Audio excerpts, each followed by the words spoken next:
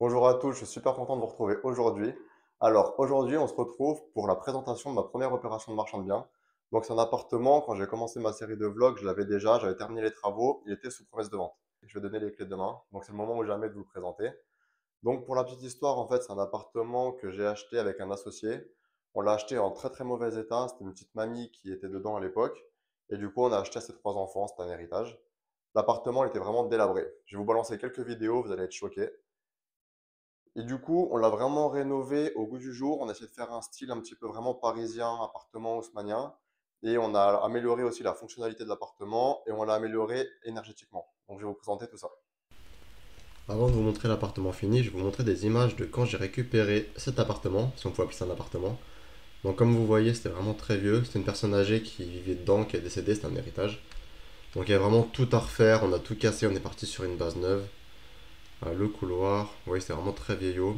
L'électricité, pareil, on a tout retiré. Plomberie, on a tout retiré. L'électricité, ça faisait des baguettes, là, vous voyez. Et du coup, en fait, on a retiré les baguettes et moi, je voulais que tout soit encastré, tout soit propre. Donc on est vraiment parti sur une feuille blanche. Il y avait le gaz qu'on a retiré. Le couloir est vraiment assez grand par rapport à l'appartement. Je rappelle que l'appartement fait que 21 mètres. Donc, en fait, on s'est dit que cet espace-là, parce que le couloir continue encore un petit peu là-bas, on s'est dit que c'est de l'espace perdu qui va servir à rien, autant l'utiliser pour faire des rangements. Donc, on a fait vraiment un très grand placard. On l'a fait en médium, petite poignée Leroy Merlin. Donc, c'est du médium qu'on est venu peindre. Il y a encore du matériel que je vais retirer tout à l'heure. Donc voilà, déjà, la penderie. Dans les petites surfaces, c'est important d'optimiser vraiment le rangement et l'espace parce que déjà que c'est petit, il faut qu'on puisse ranger facilement et être à l'aise. On passe ensuite à ma pièce préférée. C'est pas la pièce préférée de tout le monde préfère la salle de bain. Je vous remets quand même une photo de comment c'était avant, juste pour le plaisir. Mais moi, je préfère le salon. Là, ce que j'adore, c'est vraiment les appliques lumineuses qui s'allument et s'éteignent ici. Je vais vous les montrer d'un peu plus près. Ça, c'est Amazon, 50 euros. Et je les trouve vraiment canon. Ensuite, bah, comme pour le couloir, c'est le même parquet. Parquet qui fait vraiment la différence. Ici, on a mis un radiateur électrique à inertie. Pareil, pièce centrale de la pièce, la cheminée. À l'époque, c'était du marbre rouge. Et si vous avez vu sur la vidéo avant, il y avait l'espèce de gros placard en bois qu'on a viré.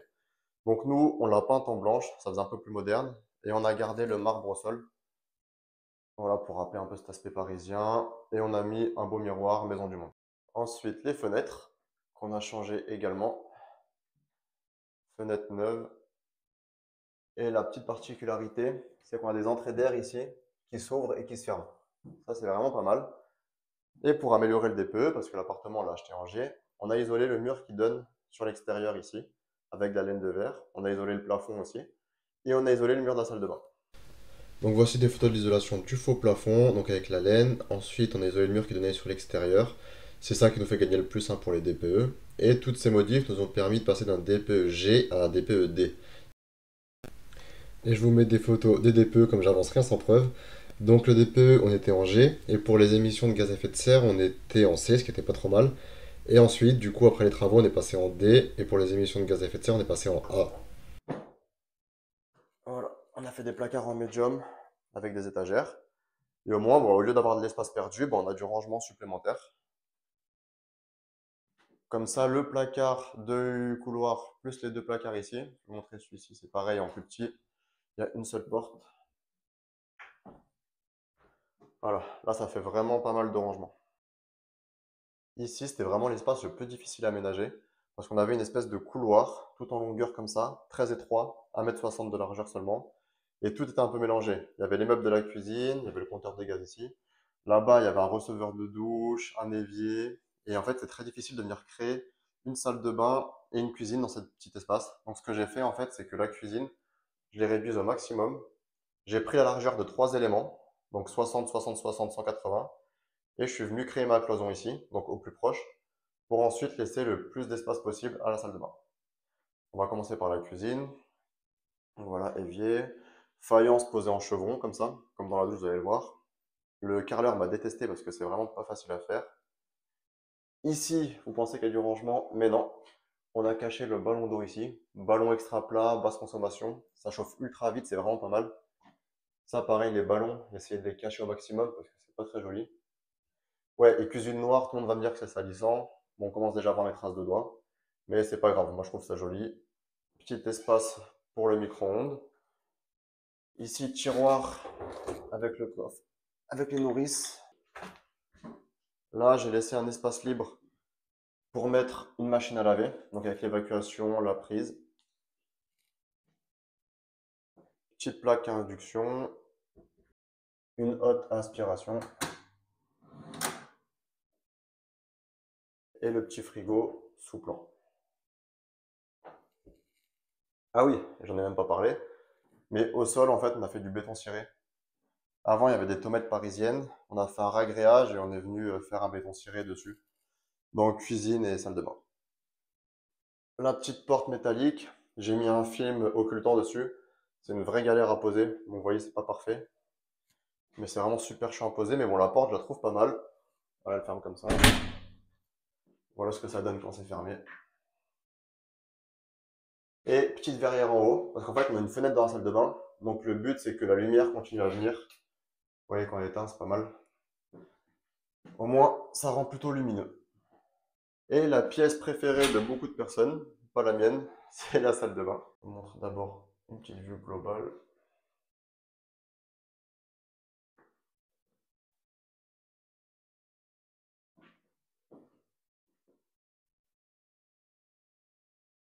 Alors, dans cette salle de bain, qu'est-ce qu'on est venu faire?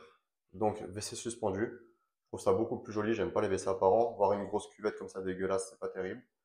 On a installé une extraction d'air. Ici, il y avait la chaudière avant un gaz qu'on a retiré. On s'est servi du conduit pour mettre une petite VMC. Voilà, là vous l'entendez, elle se met en route. Sèche-serviette. On a changé la fenêtre. Donc pareil, on a mis du film occultant sur la partie basse. Ce que ça donne sur les voisins. Donc bon, pas terrible qu'ils nous voient tout nus quand on se douche. Le vasque comme ça sur plan.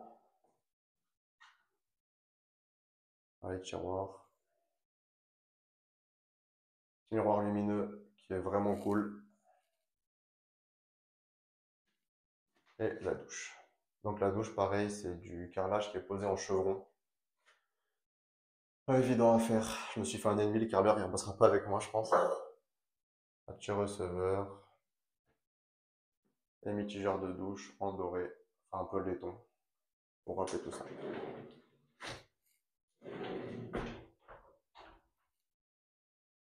Ah oui, et pour ce qui est du tableau électrique et du compteur Linky, on a fait un coffre, parce que pareil, c'est pas très joli de laisser tout comme ça apparent dans le couloir. Tableau neuf, compteur Linky, voilà, tout refait, la GTL.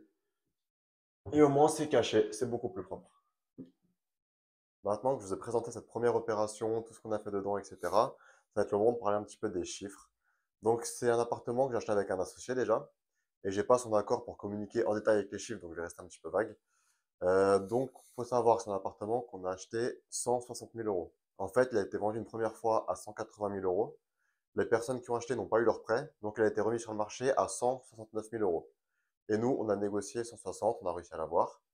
Donc, on a eu les frais de notaire réduits parce qu'on a acheté avec le statut de marchand de biens. Donc, c'est 3% si je dis pas de bêtises. On a fait les travaux, etc. Et on a revendu à 220 000 euros. Donc, ça nous donne une marge, grosso modo, sans rentrer dans les détails, entre 35 et 40 000 euros. Après, ça, c'est la marge brute parce que dedans, il y a les impôts, etc. Je rentre pas dans les détails. Mais voilà. Sur une opération de marchand de biens, on va chercher à viser au moins 20%. 20% pourquoi? Parce que c'est ce qui permet d'avoir un revenu intéressant une fois qu'on a payé les impôts, etc., d'être dans ses frais. Et donc là, sur cette opération, on a réussi à avoir les 20%. Donc pour une première, franchement, je suis super content. La présentation de l'appartement est terminée. J'espère que ça vous a plu. Dites-moi en commentaire ce que vous en pensez. Moi, personnellement, je suis vraiment très fier de cette première opération. Ça a toujours été un rêve pour moi de faire marchand de biens. J'ai toujours aimé acheter, revendre des choses. À l'époque, ceux qui me connaissent de l'époque du lycée, j'achetais des iPhones cassés que je réparais et que je revendais. Et là, je commence à faire pareil avec les appartements. Donc franchement, c'est un vrai kiff. Et c'est que le début. J'espère aller beaucoup plus loin. Merci à tous d'avoir visionné. N'hésitez pas à vous abonner et à liker.